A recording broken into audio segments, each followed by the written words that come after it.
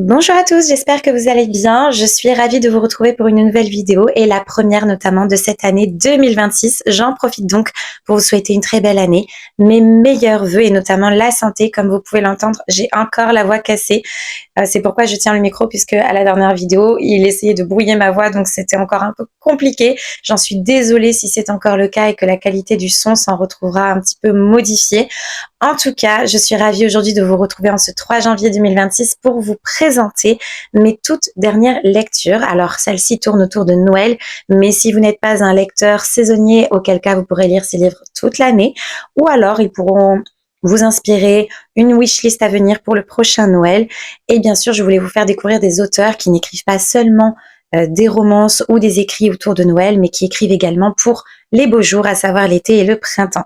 Et je commence tout de suite avec ma toute première lecture du mois de décembre 2025, Karen Pont, Embarquement immédiat pour Noël aux éditions Fleuve. Ici, je suis partie sur une relecture puisque j'ai fait cette lecture la toute première fois fin novembre 2022 à sa sortie et j'ai voulu partir sur une valeur sûre. Pour moi, Karen Pont, c'est la référence en matière de romance de Noël. Je dis romance de Noël, pourquoi? Parce que c'est les écrits que j'ai lus d'elle. J'ai hâte de découvrir ce qu'elle écrit pour l'été et pour le printemps justement. Notamment, vous le savez, je suis psychologue et elle aborde a priori des sujets, des thématiques psychologiques très intéressantes, notamment le deuil, la dépression, la fausse couche, dans ces thématiques de l'été où elle va accompagner les héroïnes féminines, elle va accompagner ces femmes dans leurs épreuves, mais d'une manière non pathos, à savoir plutôt optimiste, plutôt feel good. C'est la reine dite du feel good, Karen Pont. Et j'ai très envie de découvrir ses autres écrits. Je suis certaine de les aimer parce que elle a une plume qui est addictive, qui est très page turner, très facilitante. J'aime beaucoup ce côté justement chaleureux, contenant, de la rondeur dans ses écrits qui permet justement de se sentir coucouné un petit peu au coin du feu. Au coin du feu qui est une expression qu'elle utilise aussi dans ce livre et qui s'y prête complètement. Ici, nous ne sommes pas dans une romance de Noël. Nous sommes dans un livre qui se déroule à Noël, mais nous allons suivre deux sœurs jumelles qui ont une vision bien arrêtée du Noël de leur rêve. À savoir que l'une, c'est spontanément la Laponie, la Finlande, autour du village du Père Noël et tout ce qui s'ensuit. Alors que sa sœur, pour elle, son rêve idéal, c'est la plage, le soleil, le farniente. Pour une fois, leurs parents décident qu'ils ne vont pas passer les fêtes de Noël ensemble, mais de leur offrir un voyage mystère, un voyage surprise. Bien sûr, dans l'idée de répondre au Noël de leurs rêves. Seulement, couac dans la partie administrative, leur prénom est confondu, et forcément, elles se retrouvent à devoir s'envoler vers la destination de rêve de leur sœur. C'est là que tout s'enchaîne et que ça devient aussi très intéressant de pouvoir découvrir ce que ça fait de sortir de sa zone de confort, de vivre le rêve d'un autre, mais de pouvoir aussi mieux le comprendre, de pouvoir s'en rapprocher d'une certaine façon. On va aborder le rapport entre sœurs, entre complicité, mais aussi comparaison, le fait de parfois ne pas se sentir assez. J'ai trouvé là aussi que les thématiques étaient très intéressantes, mais pas forcément assez développé. C'est aussi un choix de l'autrice ici de ne pas, comme je vous le disais, tomber dans le pathos, de ne pas aller non plus trop loin, de rester dans cette lecture que l'on attend de légèreté, mais en même temps de chaleur, de contenance. C'est une lecture particulièrement touchante à mon sens parce qu'elle a été écrite en 2022, l'année où est décédé le père de l'autrice. Et donc, j'ai été particulièrement touchée parce qu'on y retrouve un petit peu cette dimension avec l'écriture comme thérapie qui est abordée dans cet écrit-là aussi. Ici, ce qui était intéressant, c'est que l'autrice, elle précise bien que ce livre n'a pas été une thérapie en soi, mais que le fait d'avoir suivi une thérapie lui a permis d'écrire ce livre. Et ça, je trouve que cette nuance est très importante en tant que psychologue à souligner parce qu'en effet, il y a de nombreux moyens de pouvoir s'approprier la perte, de pouvoir surmonter le deuil, mais qu'il est important quand même d'être accompagné psychologiquement, de pouvoir être suivi par un professionnel et de pouvoir avoir justement, s'offrir toutes les possibilités pour pouvoir affronter cette épreuve. C'est en cela que j'ai trouvé aussi cette lecture particulièrement différente des autres. Là où je n'ai pas eu le coup de cœur et où je l'ai noté seulement 15 sur 20, mais 15 sur 20 étant déjà une très bonne note, c'est une lecture très agréable, mais sans plus. Pourquoi? Parce qu'en fait, je me suis un petit peu perdue au niveau justement de l'alternance entre les points de vue des jumelles, à savoir que sur un chapitre, on va suivre l'une des sœurs, sur l'autre, on va suivre l'autre. Et moi, ce côté alternance, c'est jamais quelque chose qui m'a vraiment plus. C'est comme parfois avoir plusieurs dimensions temporelles dans un roman et pouvoir passer du 1930 à 2020. J'y arrive pas, souvent je décroche. J'avoue que c'est peut-être un manque de concentration de ma part, mais j'ai du mal en fait à m'accrocher, à rester à devoir flexer comme ça sur différents univers et différents points de vue. C'est en cela que ce ne sera pas un coup de cœur. Néanmoins, ça reste une valeur sûre. J'ai beaucoup apprécié, vous l'avez vu, il y a les petits tickets ici. En fait, j'ai beaucoup apprécié ces nombreuses références à la méditation, au fait de pouvoir se retrouver au coin du feu, à dérouler son tapis, à se mettre en posture du lotus et à savourer cet instant. Comme vous le savez, je pratique également beaucoup le yoga et parallèle à ce sujet, je viens de créer et de sortir mon studio en ligne qui est désormais disponible et je vous mets la référence en barre d'informations si vous voulez m'y retrouver, puisqu'en parlant de méditation, la toute première méditation est enfin disponible, donc je vous invite à m'y retrouver. C'est un petit parallèle, une petite digression. En tout cas, voilà, si vous voulez une lecture doudou, une petite lecture valeur sûre, je vous invite à découvrir Karen Pont. Et puis la seconde lecture que j'ai faite, puisque je me suis dit, voilà, ça y est, j'étais lancée dans les lectures de Noël, j'avais beaucoup entendu parler de l'adaptation graphique du roman de Clara Hérault, à savoir L'effet boule de neige dans sa version graphique écrite par Marjorie Joris Chamblin. Ici, j'ai clairement adhéré au graphisme de ce bouquin, au livre-objet que je trouve juste sublime, donc à Daphné Saporito, qui pour moi a fait un travail exceptionnel. Cependant, je trouve que sa hype est un peu surfaite, je dirais. J'ai été happée moi aussi par les réseaux sociaux et par le fait qu'on en a énormément parlé sur ce dernier mois, mais j'ai été un petit peu déçue par justement ce côté limitation graphique d'une adaptation d'un roman. Ici, nous allons suivre ces deux jeunes protagonistes que nous voyons sur la couverture, qui se connaissent par un ami commun et qui vont aller vers la trope du fake dating. Alors la trope, c'est quoi? Une trope, c'est un schéma narratif que l'on retrouve de nombreuses fois dans la plupart du temps des romances. Ici, le fake dating consiste à se mettre en couple avec une personne, de faire équipe quelque part pour faire illusion d'un couple aux yeux des autres, mais sans l'être réellement. Et bien sûr, on a compris l'idée. L'idée, c'est de faire couple alors qu'on ne s'entend pas forcément au départ, alors qu'on ne s'imagine pas en couple concrètement avec l'autre. Et finalement, le fait d'apprendre à se connaître, le fait de partager aussi cette complicité du mensonge, en vient au fait que on finit probablement ensemble. Donc on sait plus ou moins à quoi s'attendre forcément avec cette romance. J'étais très curieuse de la découvrir. Maintenant, je trouve que sa version graphique a ses limites forcément. C'est-à-dire qu'il y a des facilités scénaristiques, je trouve, dans cette adaptation que j'espère ne pas retrouver dans le roman. Je trouve que le dénouement à la fin se fait trop vite, trop rapidement, que c'est trop facile quelque part. Et il y a une scène à un moment donné propre au trope là également, le fait de se retrouver dans un espace limité ensemble. Alors certes, c'est ok, mais il y a une scène avec une chute, très honnêtement, où forcément elle va se retrouver sur lui. Et là, je vous spoil un peu là en disant ça, mais bon, c'est un petit peu le genre de cliché auquel on s'attend dans ce genre de romance, mais j'avoue que là j'ai trouvé que c'était un petit peu trop facile là aussi. La chute, on aurait pu l'éviter. C'était déjà un environnement qui se prêtait à la proximité, au rapprochement. J'ai trouvé que c'était un petit peu trop. J'ai pas trop adhéré à cela. J'ai pas forcément pu m'attacher à tous les personnages également, du fait justement que c'est une BD qui se lit très vite, j'ai dû la lire en 2 heures en une soirée. Forcément, ça limite là aussi le fait de pouvoir apprendre à connaître chacun d'entre eux, à pouvoir travailler la relation qu'ils entretiennent entre eux et donc à pouvoir s'y attacher. Voilà, donc c'est en quoi ça n'a pas été une lecture exceptionnelle, néanmoins c'est resté une lecture très agréable, mais sans plus qui ne sera pas un coup de cœur. Ce qui est particulier avec ce roman graphique, c'est qu'il est en noir et blanc. J'ai trouvé ça intéressant de partir sur une couverture très colorée et de pouvoir être à l'intérieur dans plutôt ce qui est du noir et du blanc. J'ai beaucoup apprécié vraiment le trait de l'illustratrice. Pour cela, j'avoue que ça a été un plus, mais néanmoins, comme je vous l'ai dit, il y a des limitations qui font que je n'adhère pas forcément à cette lecture. Néanmoins, elle m'a convaincue de découvrir Clara Hérault dans ses écrits. Pour la lecture suivante, je remercie mon Papa Noël du Secret de Santa qui m'a offert Étrange Noël à Marsilly de Caroline Costa aux éditions J'ai lu. Ça a été là aussi une lecture très agréable pas un coup de cœur, mais une lecture néanmoins qui répondait tout à fait à ce que j'attendais au moment où je l'ai lu. À savoir qu'il s'agit d'un genre que je ne connaissais pas, le cozy mystery, et que j'avais hâte de découvrir. Donc le cozy mystery, on va y suivre une enquête policière à la Hercule Poirot. Ici, j'ai beaucoup apprécié cette lecture qui s'avère être plutôt bien construite, je trouve. À savoir qu'on va d'abord poser le décor, apprendre à connaître un petit peu les différents personnages de l'intrigue. Évidemment, le crime a eu lieu et là, on va commencer à recueillir les différents indices, les différents éléments et à pouvoir en arriver au dénouement. Ce que j'ai apprécié ici, c'est de pouvoir moi-même mener l'enquête.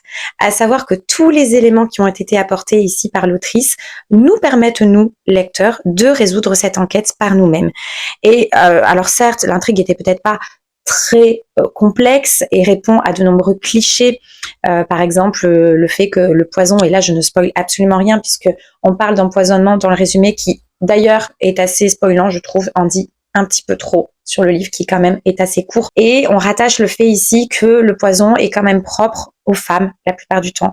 Donc forcément, on peut reprocher ici à cette lecture d'être un peu trop cliché. Maintenant, moi, c'est vrai que ça ne m'a pas forcément perturbée dans le sens où je me dis qu'avec si peu de pages, si on voulait transgresser les genres, il aurait fallu 300 pages de plus. Donc c'est vrai que j'ai plutôt été tolérante sur ce point-là.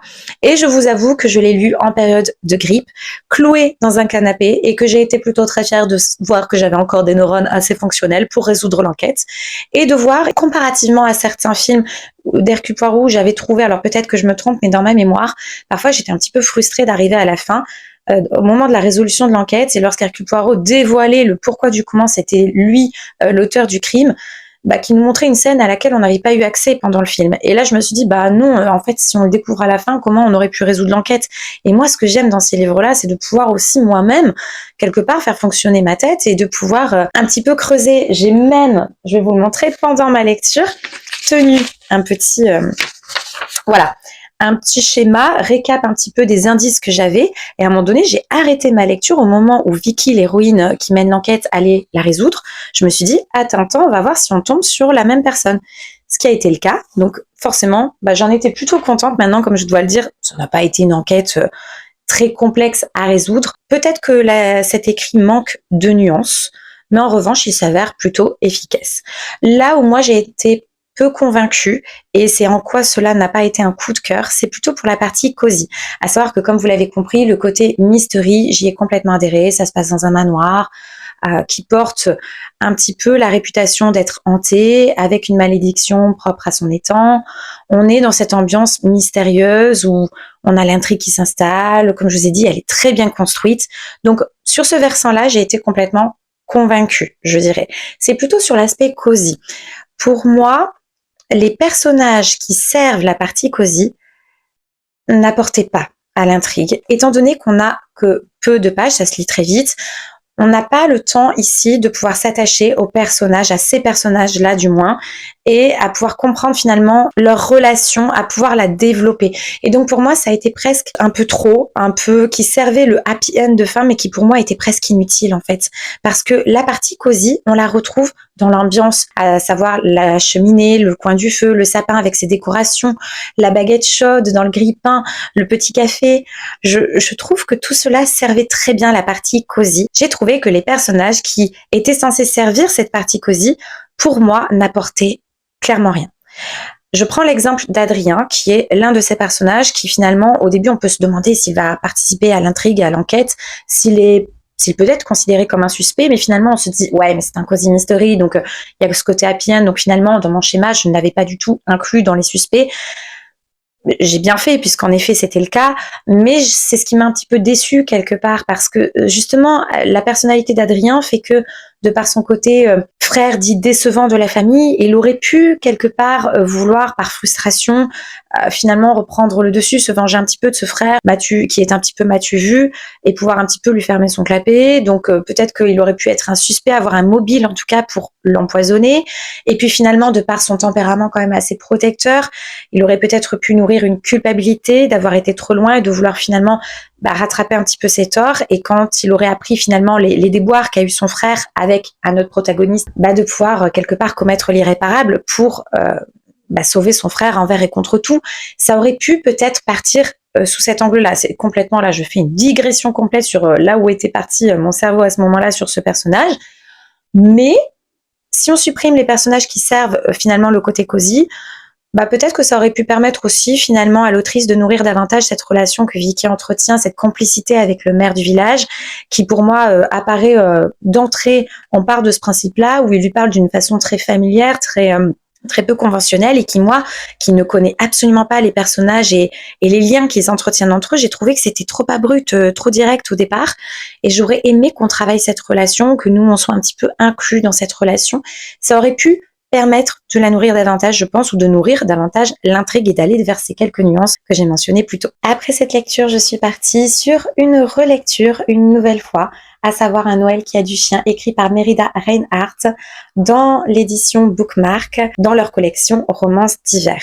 Cette collection porte très bien son nom, puisqu'ici il s'agit d'une romance de Noël. J'ai lu ce livre pour la toute première fois début 2024. Ça a été d'ailleurs ma toute première lecture en 2024 et j'avais adoré cette lecture qui m'a énormément inspirée, qui m'a donné à l'époque envie de redécouvrir Angoulême d'une autre façon, puisqu'on est vraiment au cœur de cette ville, de ces quartiers, et j'ai vraiment adoré le fait de pouvoir m'y replonger. J'y étais allée justement pour le Festival international de la BD que j'avais adoré et qui m'a donné envie d'ailleurs d'y retourner et de découvrir un petit peu plus la ville autour. J'ai aimé le fait d'être plongée dans l'univers livresque là aussi, puisqu'on va suivre Lou qui travaille dans une maison d'édition, donc on est là aussi dans l'univers des livres, et par le sujet qu'il défend, puisque sa nuance ici à ce livre, c'est qu'il traite de la cause animale. L'autrice ici aborde le sujet de l'adoption et de la responsabilité que cela implique, de toutes ces implications, de pourquoi j'adopte un animal.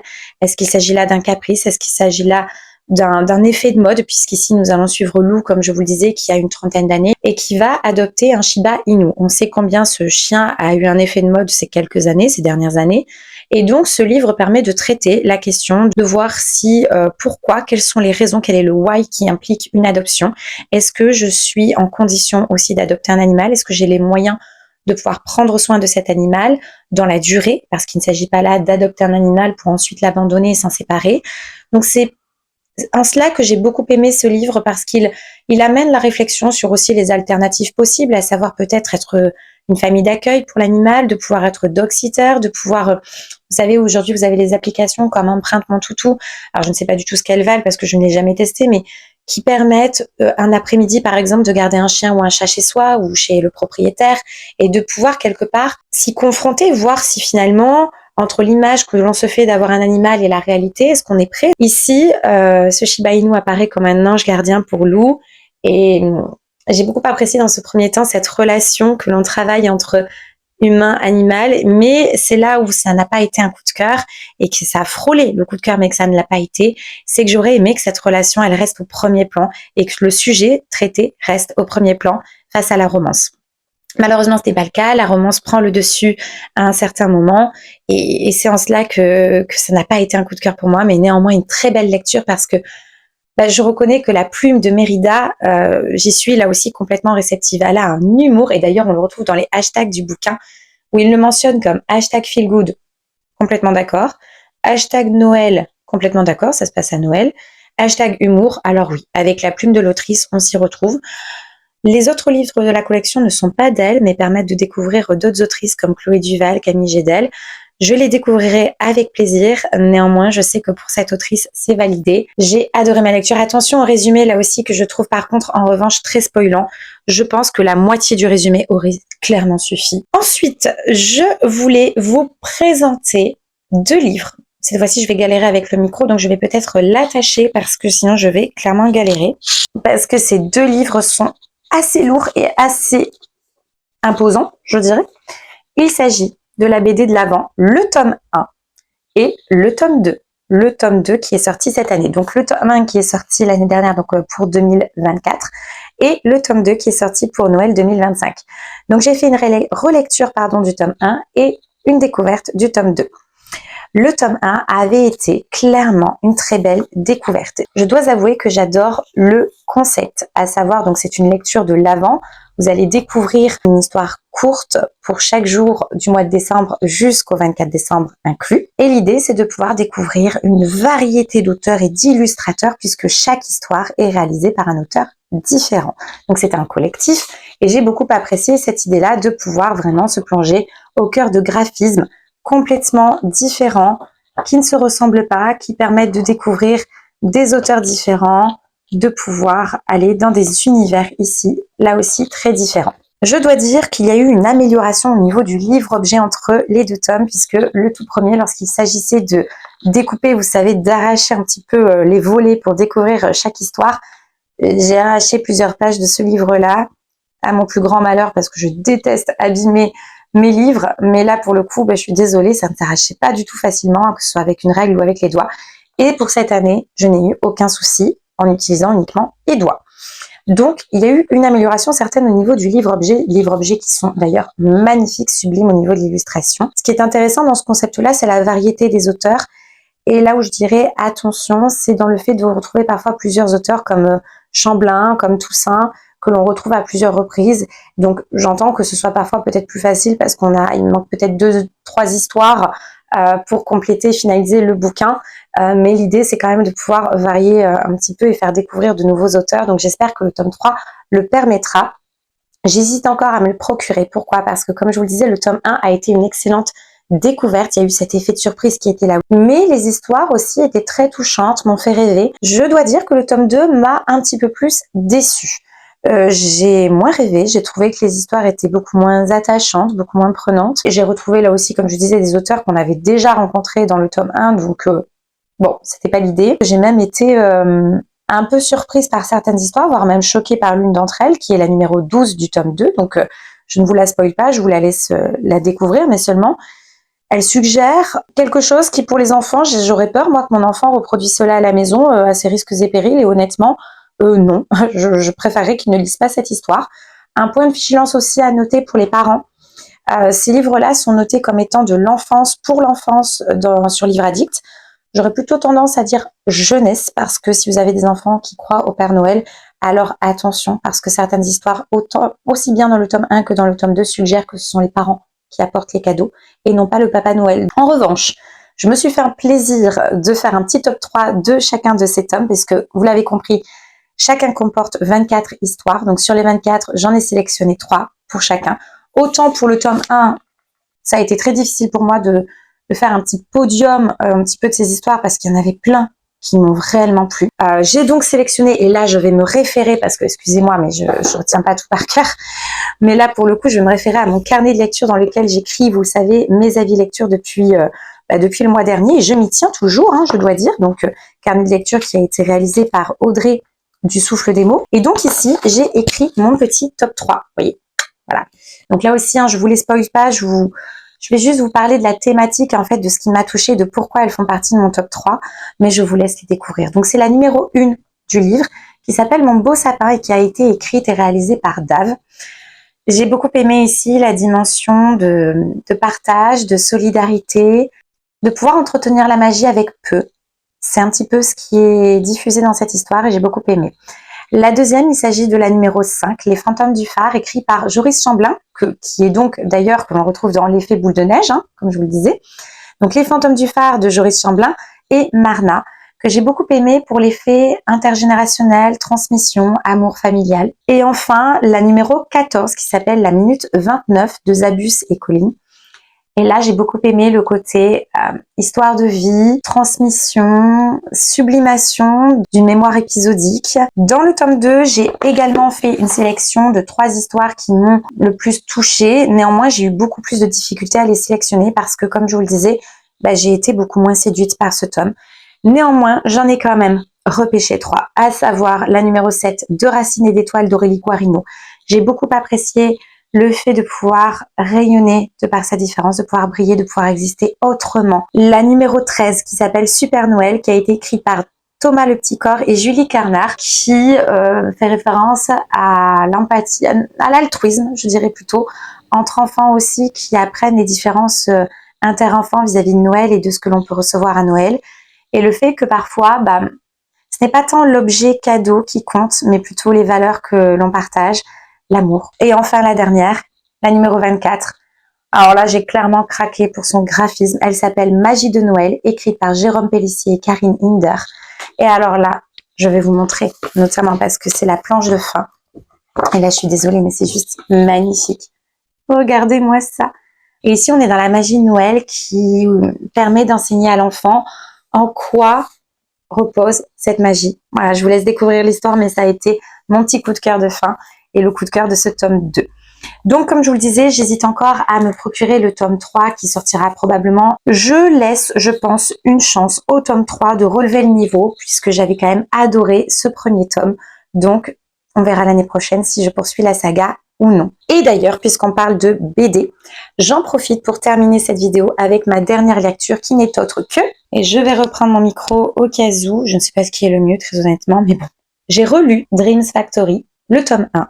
Il s'agit d'une duologie ici, écrite par Amon et illustrée par Sueb Zako et Sayafum. Mais je n'irai pas découvrir le tome 2. J'ai eu clairement un coup de cœur pour le graphisme. Alors déjà, l'objet livre ici, la taille, vous pouvez le constater, il est immense. Vous voyez par rapport à ma petite tête, c'est vraiment... il est immense. Coucou. Alors, la patte graphique, honnêtement, c'est un succès pour moi. J'ai adoré la palette de couleurs utilisée, cette ambiance hivernale, cette douceur dans le trait. J'ai vraiment eu ce coup de cœur. Ici, on est dans un genre qui est dit science-fiction et que l'on retrouve en effet de par la factory, l'usine, l'ambiance, l'exploitation minière ici, l'industrie minière, le côté monde parallèle avec la robotique, la mécanique.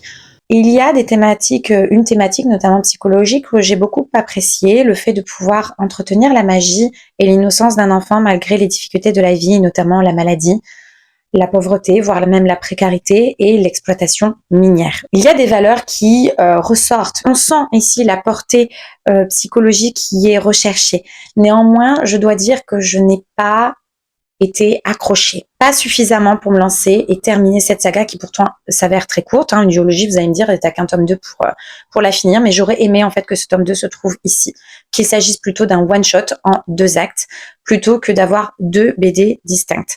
Cet effet douceur que l'on retrouve peut-être dans le graphisme se retrouve aussi dans le scénario, mais de par sa lenteur, ce côté un petit peu contemplatif qui ne m'a pas permis de m'accrocher au personnage, de m'y attacher.